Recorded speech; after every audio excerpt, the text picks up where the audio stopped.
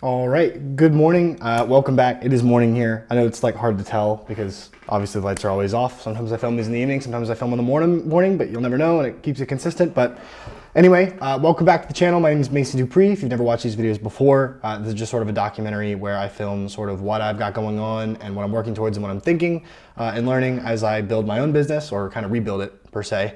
And then working full time for another agency, a marketing agency. And you know, I saw this video the other day and I figured this would be what I'd talk about because I think it's important. I read this book, as I do often start a conversation with, called The Almanac of Neville Ravikant. It's on my shelf over there, but it's a great little like Twitter-sized, bite-sized book that, if you read, has some really interesting thoughts on modern tech meeting, sort of business. And that's always been the approach that I've taken whenever it comes to doing anything. Because I'm a very systems-oriented, automation-oriented, trying to adopt the latest technology into whatever it is that I'm doing, because I've seen it progress so much over the years that I've actually been doing marketing. And I actually came across another YouTuber who mentioned something really interesting, and it made sense to me, and it's something I was kind of thinking about, but I think he put it into better words. Neville Ravikant talked about permissionless capital. And by that, he meant that you could get on places and get exposure, impressions, right? So at the bottom line for any sales, or marketing, I guess campaign, the real goal or objective is to get in front of more and more eyeballs. So one way in which you can do that is permissionless, meaning you don't need to go to a bank to get the capital to run the ads or whatever it is, permissionless capital, is to create content, right? And one of the arguments he made was that, if you take that a step further, at this point, what a lot of companies usually do is they invest a lot of money in ads to get the eyeballs, to get the customers, and then work on LTV on the back end and customer retention to then be able to, make a really solid business kind of out of nowhere. Just inject a ton of funds into it and you can grow really fast. And, I thought that was interesting because he then starts to go into like, well, that was how people did it, but now you could use AI to scale up your content production and you can far out produce or produce far more content. Sorry, I got a Slack. So you could produce far more content very cheaply with AI kind of benefiting, right? And so like one of those things in my mind is actually something I'm gonna work on this next month, is taking a lot of these clips that I've made, these 10-minute videos. I've made like 20, 30 at this point. And I'm gonna start clipping out, chunks and videos and start putting them up on YouTube Reels, because that's another way of getting extra impressions, extra exposure, putting out my hard-hitting bits of, verbiage, whatever they might be, right? And AI will detect that for me. I don't really have to do any of the editing, and it will scale up my content production so I can get far more impressions, right? So it's like with AI, it sort of levels the playing field. It allows you to have so much access to so much information that it lets the best ideas win now, not those with capital. And so that's a really interesting thought. Like, at this point in this situation in time, we have the opportunity to get outweighted returns because no one else is really noticing that. So you can outproduce the content, get more impressions with AI, right? And then you can build whatever it is you want with AI. So and I talk about AI way too much on this channel, but I think it's really important to understand that like the impact that this can have on any business, in any product, in physical and software and sales and marketing, there is just so much to be gained by just turning it on. Right? And to not be doing so is a waste of the potential, because at some point the market's going to realize, and everyone's going to be searching via AI to do whatever it is they're trying to do. Companies will probably shrink in size, but they will make more money. Like it's almost like, and I was thinking about this the other day, in my marketing class when I was in college, we talked a lot about how the craft brewing industry for beer, like not destroyed, but like incredibly impacted the revenue for those bigger brands like Bud Light and all the others, right? These massive beer producers, I guess, that Miller Lite, Coors, whatever it is, like the craft brewing industry took like 40 to 50% of their revenue away, and it's because there's these smaller local breweries where all the information is available online to brew. All they need is the capital to get in there, and that bar is coming down, right? It's easier today to borrow money than it was 100 years ago. I understand that it's much harder to borrow money now than it was 2 or 3 years ago, but keep it relative. Like the opportunity in innovation from AI and the information being out there for anyone who just seeks it. I mean, you can go out there and build, a competitive SMS. I mean, it's funny because like when you go into these agency worlds, like so many of it is a bit bureaucratic, not totally negatively so, but like they operate in a different way because they represent much bigger clients that operate in a much bigger way too. But like, when you come into the agency world, having done your own agency, you learn so much doing that in such a short fraction and period of time that when you come in there, you just have so much more information.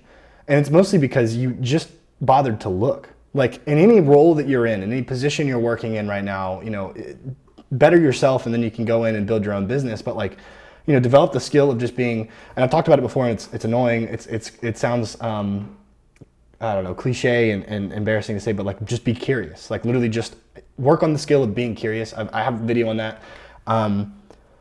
But yeah, if you just look, you're gonna find it, and it's all there. Like anything you want to do. And it's funny because don't just stick at the top, most relevant ideas. Like go to the niche ones, and then you'll have all the information still for that, and you can go build it out.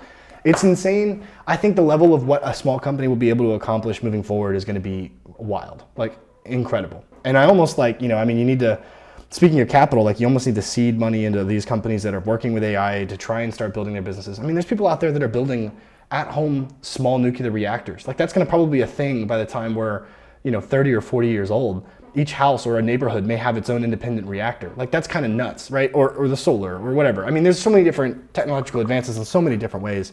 But anyway, just focusing on permissionless capital and, sort of leveraging the tools you have, AI included, to then sort of get outweighted return on your time, And I think that's really all we ever try to do is to just become more effective, efficient, right? And I think AI can make that happen far more so than anything else. I mean, I'm to the point now where like I can build anything I want, anything custom that I need, which was the previous limitation. It's like, well, I have to operate within these bounds and everyone else is operating within these bounds. But what if I didn't have to operate within this box? Like I could go build something that they didn't have, that they could not have until they waited for it to come out, right?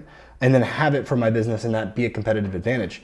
So, I mean, there are so many different ways to, for free now, build anything. I mean, it really, it is the limitation. The idea is the limitation at this point. And so for that reason, go out, Google whatever it is, whatever business, you're in, that's the easiest way for you to kind of get the next step, if you're in lawn care or whatever, I don't care. Any sort of industry, if you're in steel refining, I mean, look up, what is this? What are the rates? How much does this cost? How often has it, been innovated on? There's so many different scenarios where you'll go into some place that you think has it figured out, and you're like, well, how do you guys, think about this? And they're like, well, we just don't. We just kind of just do it. And it's like, oh, okay. There's a lot of opportunity for that to be improved. And now it's even easier to make those rapid improvements and to iterate on them. So, I mean, you can, put something to work so much faster that it just doesn't, I don't know. There's just so much opportunity out there. And I just want people to really be thinking about what it is they're doing and how they could do it better. And then ask AI, and it'll give you the next step. It's not that AI is a solution. I think it's really funny when people are like, oh, this guy thinks AI is going to solve the world, problems. It's not that the AI is going to solve the world's problems. It's just that you have to ask it so that you can get the right next step. And then it will help you even get the next step after that. It's just a guide. It's going to help you go down that path, but you have to be willing to find that path, ask for it. And you're the the little monkey that sits there and presses the buttons and gets it done. And it can't do it without you, and you can't do it without it, right? There's just so many ways in which you can leverage AI that people aren't. And most people just use it for rewriting emails. And there's just so many other opportunities out there. So anyway, that's sort of my little morning rant. I need to really come up with some more marketing impacting things. I think the truth be told is I've just been busy with work and everything like that right now. And so it's been hard to really individually grow and learn. And, I think that that's something I need to work on myself, and I'll kind of get to my next project soon. But a lot of the things I'm also working on that I have been learning, I can't really share. They're just not ones that would be relevant to a lot of people. Right now I'm using, AI to write code to manage media buying platforms like DSPs so that they can, buy and, turn on and off campaigns when we want them to be turned on and off and flight them ourselves because the DSP is limited. That's not stuff that's applicable to a lot of people, but it's something I'm learning, right? But it's not something that I think I can just give you guys and you can run with it.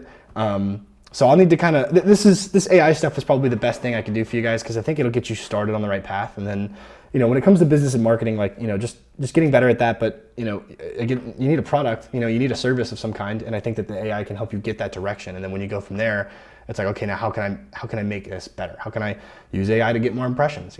Clipping my videos into short form content so I can put them on Reels and gain more impressions, which means more followers, which means more subscribers and all that stuff, which means your channel starts to spin up, snowball. But anyway, just want you guys to be thinking about the scale. And there's literally nothing out there like that you have to pay for anymore. Like, you can learn anything and you can be really good at it really fast with AI. So just be thinking about that. I don't know. I'm going to not title this video AI because I talk about it way too frequently. But it's because it's having a huge impact on my life. And it's probably going to replace a lot of us. So being on the forefront of that is really important. Make sure you're out there and you're learning how to use it so that, when your coworkers are replaced by it, you can at least be the one there to manage it, right? It's kind of like that Willy Wonka scene in the live action film where his dad was screwing the thing on the toothpaste or whatever, and then after that he gets replaced by a machine and it's all sad, but then he's the one that fixes the machine. It's kind of like that. Learn how to manage AI, get better at it. I've even contemplated sitting down and just learning how LLMs are built, just so I know them from a fundamental basis, because I don't want to not know that moving forward. But anyway, that's all I have for this morning. I hope you guys are doing well. I hope that your little business opportunities are going well and that you guys are closing more deals or selling more products, whatever it is. Please share what you're working on. I'd be happy to kind of go through it with you, or if you have any questions or any particular information about marketing that you guys want to have answered. I know I've been really in the tech space lately, but I am a marketer at the end of the day.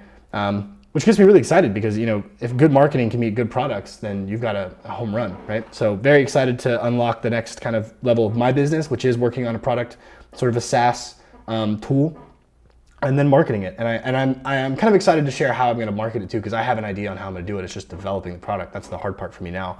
But once I break through that wall, I'll share with you guys, what I'm doing, going through it, case study, all that stuff. But yeah, anyway. Hope you guys are doing well. I will catch you in the next one. Thank you guys so much for listening. Hope you guys got something from it, and I will talk to you guys soon. Thanks. All right. Bye.